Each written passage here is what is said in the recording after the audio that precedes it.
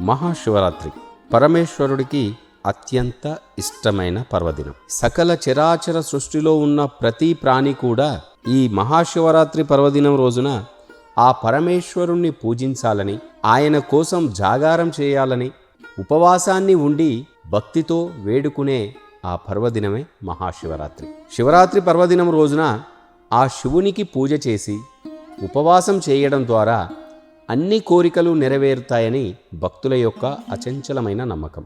అయితే ప్రతి ఒక్కరూ కూడా ఉపవాసం చేయాల్సిన అవసరం ఉందా అంటే, ఉపవాసం ఉండడం ఉండకపోవడం అనేది వారి వారి ఆరోగ్యరీత్యా, వారి యొక్క ఉద్యోగం, వారు చేసే పనులలో ఉన్నటువంటి సమయాన్ని గుర్తుంచుకొని ఎంతవరకు మనం ఉపవాసం చేయవచ్చు అనేది నిర్ణయించుకోవాలి. మహాశివరాత్రి పర్వదినం రోజున ఇలాంటి వారు ఉపవాసం చేయకూడదు అనే నియమం కూడా ఉంది. మహాశివరాత్రి అనేది హిందువుల పంచాంగంలో అత్యంత పవిత్రమైన ఉత్సవాల్లో ఒకటిగా పేర్కొనబడింది. భక్తులందరూ కూడా ఎంతో భక్తితో పూజిస్తూ ఉంటారు. ఈ మహాశివరాత్రి శివుడి యొక్క శక్తి, పార్వతీదేవి కలయికను గుర్తించే రోజుగా కూడా పిలుచుకుంటూ ఉంటాం. పరమేశ్వరుడు ఈ సృష్టి సంరక్షణ, వినాశనము కలిగిన శక్తి అని, అతని ఆధ్యాత్మిక శక్తిని కూడా స్మరించడం ద్వారా, భక్తి ద్వారా మన యొక్క హృదయాలను శుద్ధి చేయడం ఈ మహాశివరాత్రి యొక్క ముఖ్య ఉద్దేశం. ఈరోజు భక్తులందరూ కూడా రాత్రంతా ధ్యానం, జపం, పూజ, మంత్రోచ్చరణ తప్పకుండా చేయాలి.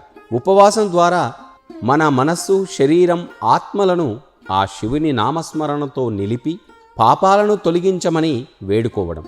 దీనివలన ఉపవాసం ద్వారా ఎవరైతే భక్తులు పరమేశ్వరుణ్ణి మనసా వాచా కర్మణ పూజిస్తారో పాపాలన్నీ కూడా తొలగించుకోవడానికి సాధ్యమవుతుంది. శివుని యొక్క తపస్సు ద్వారా ధ్యానం, భక్తి, శక్తి మన జీవితాలను ఆధ్యాత్మికంగా వెలుగునిస్తాయి కూడా. మహాశివరాత్రి అనేది పరమశివుని ఆరాధన ద్వారా పుణ్యాన్ని పొందే రోజు. ఈ రోజు శివాలయాలు, భక్తుల హృదయాలన్నీ కూడా ఈ రాత్రంతా కూడా వెలుగుతో, మంత్ర జపంతో, ఆధ్యాత్మిక శక్తితో నిండిపోతాయి. మహాశివరాత్రి పర్వదినం రోజున భక్తులు ఎవరైతే మహాశివుణ్ణి వేడుకుంటారో శివభక్తిని, శాంతిని, ఆత్మబలం, దైవకృపను కూడా పెంపొందించే ఒక అద్భుతమైన రోజుగా భక్తులందరూ గుర్తుపెట్టుకోవాలి. ఈ రోజు భక్తులు ఉపవాసం చేసి శివునికి ప్రత్యేక పూజలను కూడా చేయాలి. కాశీ, రాజగృహాలు, ఇతర ప్రాంతాల్లో ఈ ఉత్సవం చాలా ఉత్సాహంగా జరుపుకుంటూ ఉంటారు. అయితే ప్రతి ఒక్కరూ కూడా ఉపవాసం చేయాల్సిన అవసరం లేదు. కొన్ని పరిస్థితుల్లో కొందరికి ఉపవాసం నిషేధం. ఎవరు ఉపవాసం చేయకూడదో ఇప్పుడు తెలుసుకుందాం. గర్భిణీ మహిళలు, గర్భిణీ స్త్రీలు ఉపవాసం చేయకూడదు. శరీరానికి ఆరోగ్యకరమైన ఆహారం అవసరం. ఆకలి వల్ల శిశువుపై ప్రతికూల ప్రభావం పడుతుంది. పాలిచ్చే తల్లులు కూడా తగిన ఆహారం తీసుకోవడం అవసరం కాబట్టి ఉపవాసం చేయకూడదు. అనారోగ్యంతో ఉన్నవారు, గుండె జబ్బులు, అధిక రక్తపోటు, తక్కువ రక్తపోటు ఉన్నవారు ఉపవాసం చేయకూడదు. తీవ్రమైన అనారోగ్యంతో బాధపడే వ్యక్తులు ఎట్టి పరిస్థితుల్లో శివరాత్రి ఉపవాసం, జాగరణ చేయకూడదు. వృద్ధులు ఉపవాసం చేయకూడదు.